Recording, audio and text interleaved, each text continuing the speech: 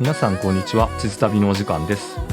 今日はタイトルにある通り SFC 市場に関するお話です。ダルシ今日の動画でもやったような路線別の単価調査やモデルルートを考えていきます。その前にご報告です。2024年の SFC 市場はこれまでの動画でもお伝えした通り完遂していましたが、少し前に無事に SFC カードが手元に届きました。加えてつい数日前ですが ANA アプリ上で来年度のダイヤモンド到達のお知らせも来ていました。というわけでいわゆる下脱というやつなんですが、じゃあここで終えていいのかというとそうでもなさそうだったので動画にしてみたわけです。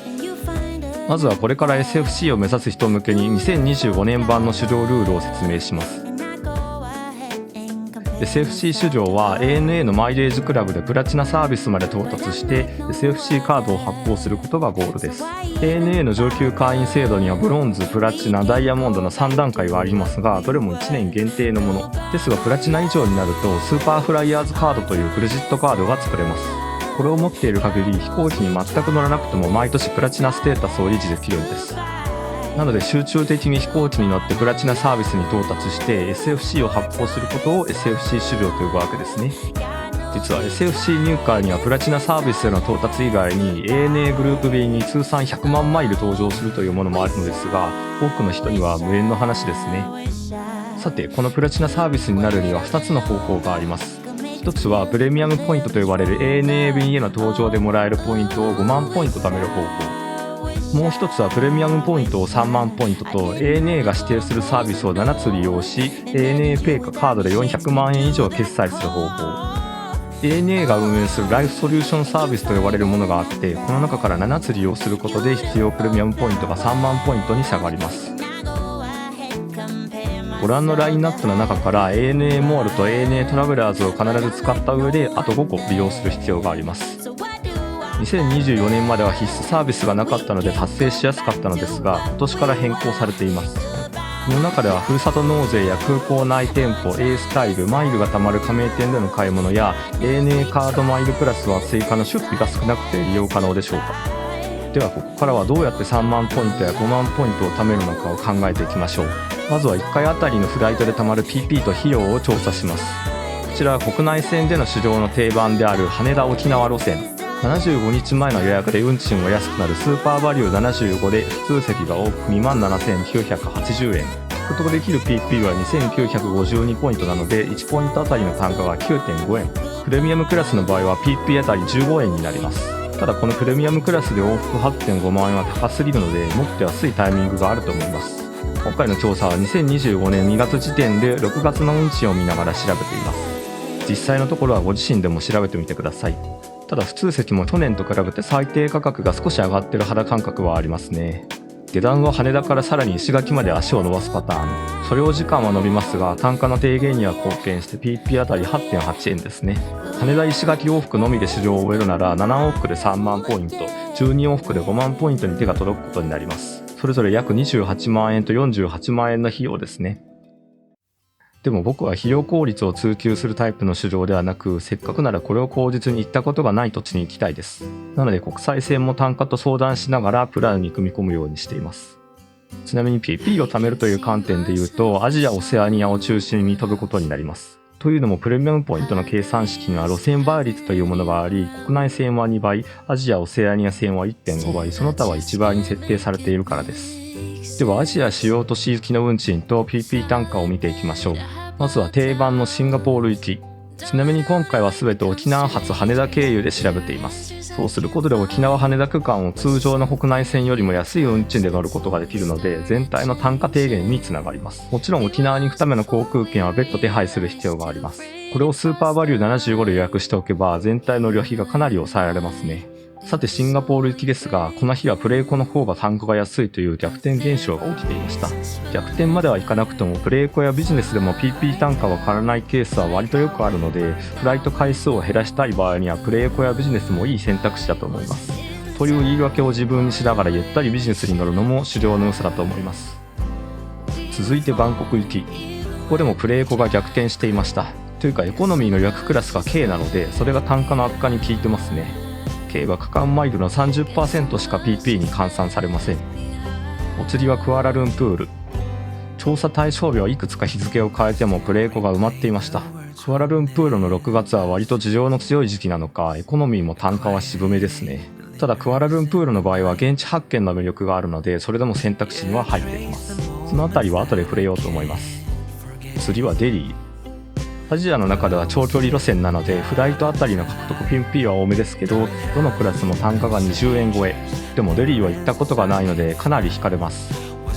こちらはお隣の韓国ソウル。獲得 PMP 的にも単価的にもこれなら沖縄往復の方が良さそうです。これもソウル発見との組み合わせでどう化けるかといった感じ。沖縄発着の最後はシドニー行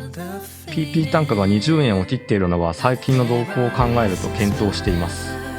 シドニー行きはフライト時間も長いのでビジネスクラスをじっくり堪能するチャンスなんですが、そこは甘くなかった。続いて海外発見の単価を見ていきましょう。国内線市場をある程度現実的なコストで行おうとすると海外発見は必須と言えると思います。まずは王道のソウル発見シドニー行き。僕も去年の SFC 市場で使いましたが圧倒的に安いです。実際に使った時はソウル、羽田、シドニーのエコノミークラスでの往復で単価は10円台でした。その様子は別動画にまとめてあるので興味がある方はぜひご覧ください。ソウルに行く LCC も片道1万円くらいで取れたのでかなり条件が良かったです。次は同じくソウル発見のニューヨーク行き。シドニーと違いアジア・オセアニア路線の 1.5 倍レートの恩恵を受けられないですがエコノミーは検討しています。ここから先はアジア各都市からのニューヨーク行きです。距離が長いので1回の旅程で大きく PP を獲得できるのが特徴。バンコク発着はエコノミーで16円台。単価的にはまあまあありじゃないでしょうか。バンコクに帰るタイミングでセットで使いたいルートです。シンガポールは各クラスとも予約クラスが低いので単価は渋め。シンガポールは昔から海外発見には向きませんね。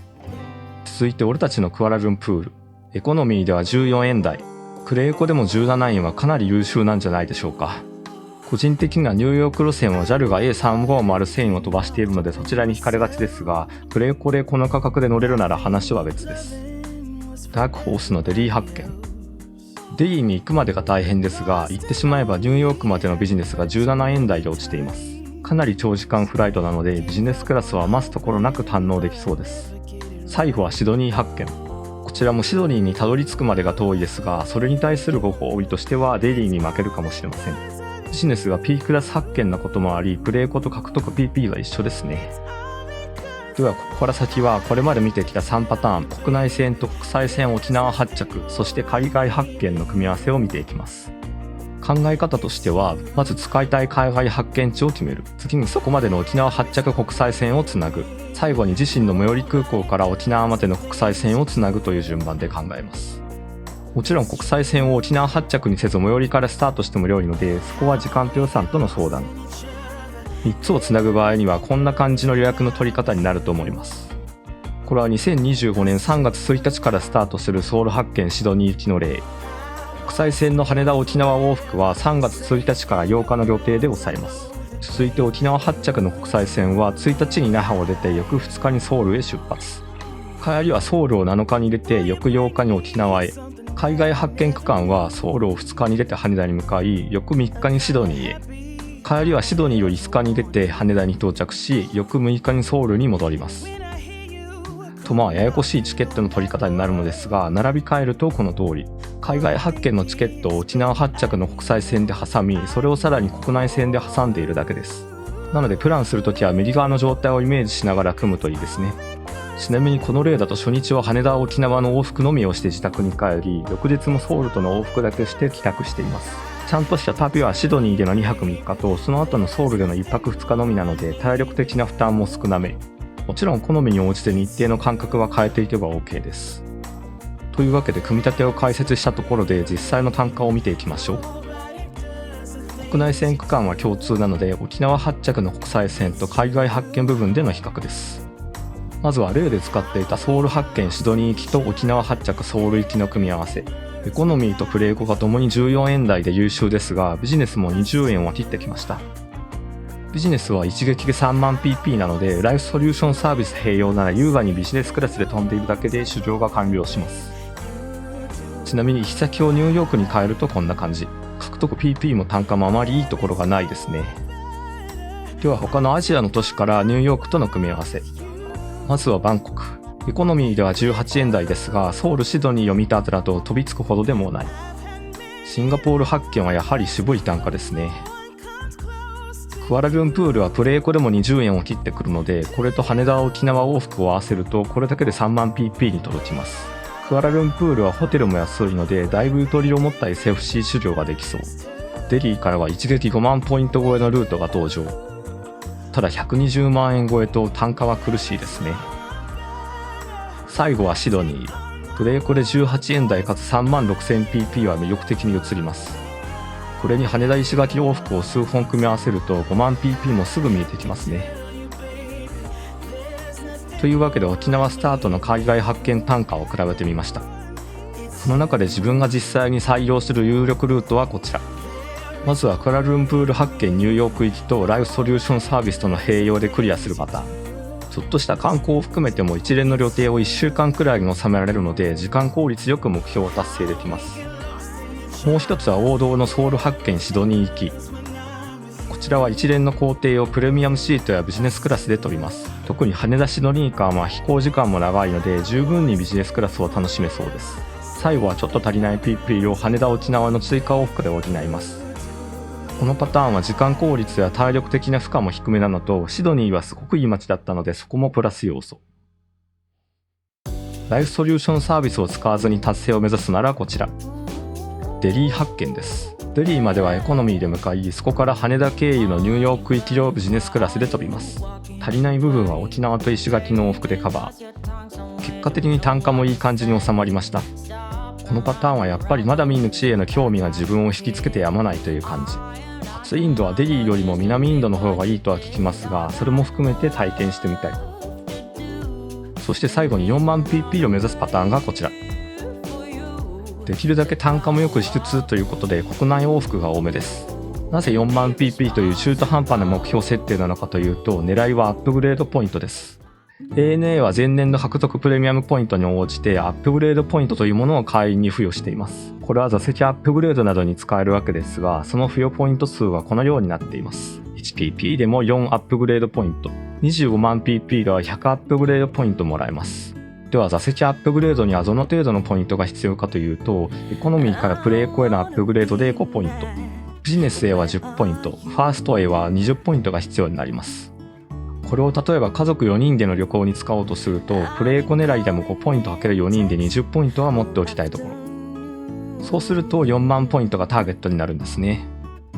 あと見てほしいのが、ポイントの増え方が一定ではないこと。これはアップグレードポイントの獲得効率という観点で計算するとこうなります。2万 pp で8ポイントもらえるので、1ポイントあたりの必要 pp は 2500pp。それに対し3万 pp では10ポイントなので、1ポイントあたり 3000pp と、こんな具合にレンジごとに単価が違うんです。そして4万 pp になると20ポイントなので、また効率が良くなるんですね。ANA 側ももちろん単価が一定じゃないことは意図しているはずで、手のひらで踊っている感じにはなるのですが、4万 pp を獲得して20ポイントをもらうのが家族旅行での最適解となりそうです。子供のうちからビジネスクラスに乗せるのはちょっと抵抗がありますが、プレエコの場合は座席配列的に隣に知らない人が座らないことが多いので、ご迷惑をおかけしないで済む安心を取ったりします。SFC 達成後も毎年5万 pp やダイヤモンドを追いかけるほどのモチベーションは続かないのが正直なところ。でも家族旅行にゆとりを生み出せるのであれば、4万 pp 分は毎年 ANA に乗ってもいいかなと思ったりします。JAL がライフステータスプログラムに移行したことで軸足は JAL に寄りつつありますけど、 ANA も口実を作ってくれてありがたいですね。というわけで SFC 達成後の市場について考えてみました。2024年と比べると若干単価が悪化している路線が多いことは気になりますが、25年もまだまだ SFC 市場はやりやすい環境が残っていると思いました。海外発見も楽しさとコストを両立できるルートがいくつかありますし、ご自身のスタンスに合わせて参考にされてみてください。